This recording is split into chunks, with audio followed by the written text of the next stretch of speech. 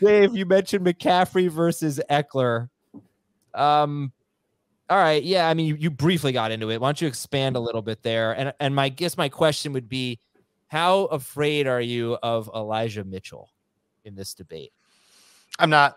With the 49ers, McCaffrey averaged 21.9 PPR points per game. He was one of the most explosive running backs last year, including with San Francisco. He was their rushing leader despite playing, I think it was 11 games with San Francisco in the regular season.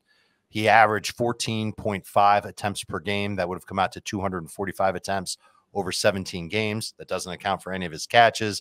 Of course, his catches would have been great if he had been in San Francisco, and I think they will be.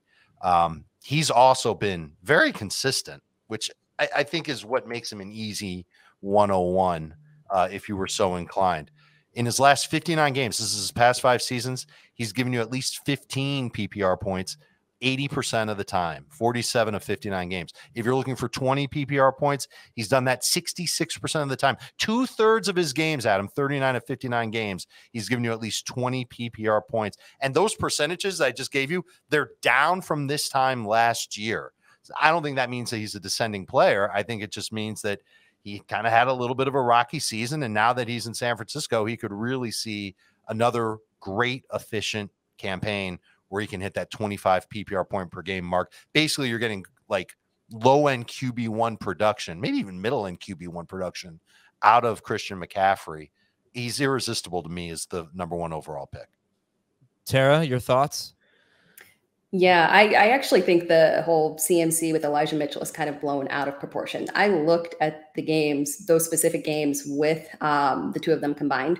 And really, it's only 3 because you have to throw out that final game where Elijah Mitchell came back because that was against Arizona.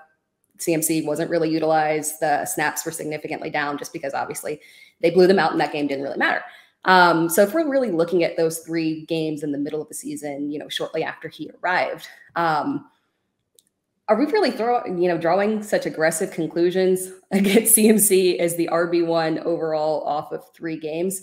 And if you kind of look at them, those might have just been 3 really weird games because those games were literally the worst games of the entire season, not just because of him having to split work with Elijah Mitchell. They were the lowest yards per carry for him in the entire season. He averaged less than 3 yards per carry. Very weird. So I kind of wonder if maybe there was just oddly something else going on that just maybe kind of made them pull back a little from McCaffrey over that time period. Because when you combine that with the low yards per carry and kind of looking at that and saying, if he had been his usual Christian McCaffrey and wasn't struggling with the yardage, the stats would have been very different. So I think there might have been just something where those 3 games in particular might have just been independently off. And I don't know if we want to really discount Christian McCaffrey just because of that. And if you look at even those games in that stretch, I believe there were times where he popped up on the injury report. I'm trying to remember what it was that he was dealing with. I thought it was calf, but I'm not positive. I have to look at that at another point. But even assuming that Elijah Mitchell is going to play a role in this offense, which he will, because obviously this is not a workhorse type of style system with Shanahan, does it really matter? Because we're focusing so much on Mitchell's side of it. But what about this? In 10 starts with the 49ers after the trade, he averaged over 20 touches per game, 20.1 touches per game.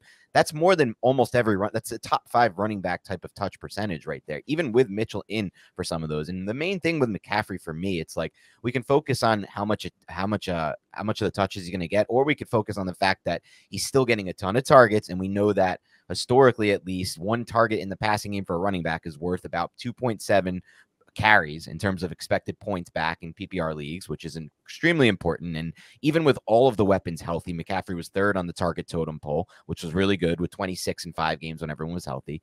And in addition to that, he scored 13 touchdowns in 14 games with San Francisco. So we should also focus on the fact that he's in one of the best offenses in the NFL, which is extremely important for fantasy. It's a system that doesn't fail. And as Adam said, Brock Purdy might be ready for the week 1 of the season. So that's somebody who can keep the offense on track. We've seen McCaffrey score points with Purdy running the offense. So I think more of the focus needs to be on the other factors here. Well, I right now am on Ekeler #1, McCaffrey 2.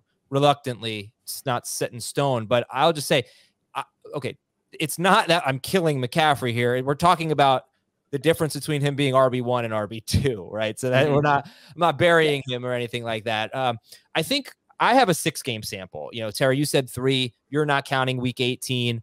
I am counting week 18 plus the 2 playoff games that they both played together. And I don't necessarily look at McCaffrey only had 5 more carries than Elijah Mitchell. And Dave, when you gave all those stats about McCaffrey and what he did with San Francisco and his pace and all that, it's 245 carries and 80 catches and 15 touchdowns or something like that, but total touchdowns. But the numbers, I mean, the fantasy production, you're talking about like almost 10 per game, 9 per game or something like that, with and without Elijah Mitchell. So, they're skewed a little bit. I think the bigger number to me is in the first half of those 6 games, like the first and second quarter of those 6 games, McCaffrey had 37 carries and Elijah Mitchell had 17 carries. And that feels like somewhat of a realistic split, about 68% of the carries for McCaffrey. And I think if that happens, that's the lowest, that's the worst split, I think, of any first round running back. Maybe any first or second round running back, it's low. He'll compensate with catches, but is he a 120 catch guy like he used to be? Or is he an 80 catch guy like he was on pace for? Let's not forget Deebo Samuel missed some time when Christian McCaffrey was with the 49ers, and he's a factor with 3 or 4 carries per game, I would expect. But he also is a short area target, and he's determined to have a bigger role.